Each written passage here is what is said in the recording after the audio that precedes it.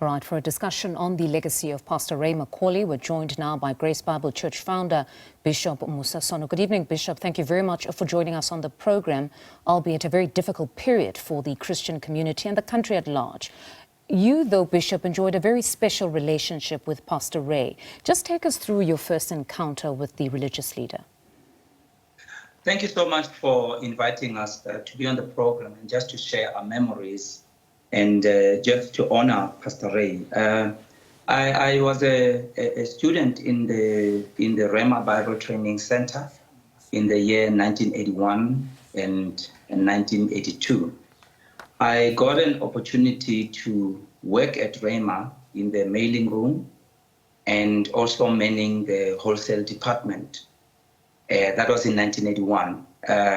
The schooling had evening classes at the time, so I attended Bible school at night, worked, and you know, at that time I was unemployed. But then I got a job at Rhema, worked during the day, went to school at night. And then in 1982, I was called to Pastor Ray's office to be told that they had a church in Soweto that was being run by a pastor by the name of Andre Knutsie. And this church, being a Rhema church, was growing very fast. And the Pastor Andre Knutsie, being from a different community, didn't really understand the dynamics of Soweto. And they said they would like to offer me to come and be an associate pastor together with a friend of mine, Jeremy Chela. So we came and then became associate pastors, and I started serving in Rhema Soweto. That's when I really started becoming very close with Pastor Ray McCauley and serving in the Rhema Church, which later on we were asked to change the name to Grace Bible Church due to the instructions from overseas. But then I started being quite close to Pastor Ray, him in forming the International Federation of Christian Churches, the IFCC. I became part of that and part of the leadership, the people that you see in the background there, Tim Salmon, Ed Raybert, the late Reinhard Bonke, and Nicky van Westhuizen, and they formed this IFCC, which was a covering body of churches to bring together the charismatic church in the country.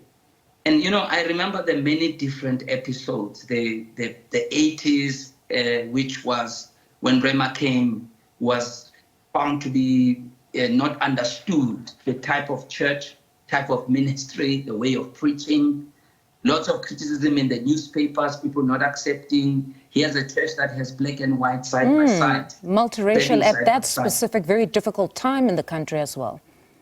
Very difficult. They used to have newspaper articles. I remember the one article where they called Rhema Pick and Pray, you know. And it was very harsh at the time. But you know, the thing with Pastor Ray, he was able to navigate all those different seasons, which were very difficult for him. But once he got hold of the truth, he held on to it. And I remember towards the 90s, he started relating with people like Dr. Frank Chikane, the late Bishop Emeritus Desmond Tutu, the late Bayas Nodier.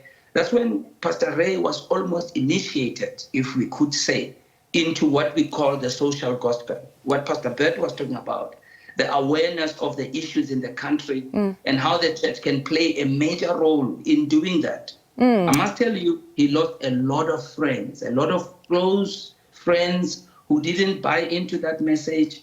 They left him. People who were major donors in the church left the church, but he spearheaded that. And I remember we then even had the peace rally. It was a prayer service at the stadium. And this was just before the advent of our democracy. And there were different speakers. There were people from the SACC, which, by the way, the South African Council of Churches back then was not well understood by your Pentecostal charismatic churches. But Pastor Ray related with all those people. He really spearheaded that. And then I remember he then started having this major vision to say, how can we really lead the nation as religious people, even as the broader religious community, where he became part of the religious leaders. There were Muslims there, people from the Baha'i faith that Pastor Ray served side by side with. You know, He most certainly and was a very courageous man to be part or play a pivotal role in CODESA and the peace accord. But we've also heard from some today on his great leadership, but also that at the core of his ministry was soul winning or encouraging a relationship with Christ. What was your experience of his leadership style? I tell you, when it came to the priority of leading people to Christ, he was non-negotiable. I actually remember the one incident we had at Orlando Stadium during the Easter celebrations, and Pastor Ray at this time wasn't well at all. You know, he wasn't walking so well. He couldn't stand for a long time to preach. And I gave him the pulpit to preach, and he sat on a chair, spoke for 10 minutes, made an altar call, and we had more than 3,000 people respond to the altar call. I mean, I just stood there with my mouth open, and I thought, whoa, what, you know, and God's hand on him and his commitment to preaching the gospel was totally non-negotiable. And what I like, he never caved in to spectacular things and fanaticism. He stayed centered on the gospel and stayed centered on raising leaders like ourselves and making us aware that the major statement he made was that the best place to be is to be a blessing rather than to be blessed. And we are here to serve other people. And I can tell you, we will always remember Pastor Ray as a true servant of God and a true servant of the people. And when we lead in ministry today, we are very grateful to have drawn from his vast wisdom and have learned from his tenacity and his courage to really be a leader who makes a difference in the nation. Bishop, thank you very much for your time this evening, and of course condolences to you as well. That is Grace Bible Church founder Bishop Mosa Sono speaking to us.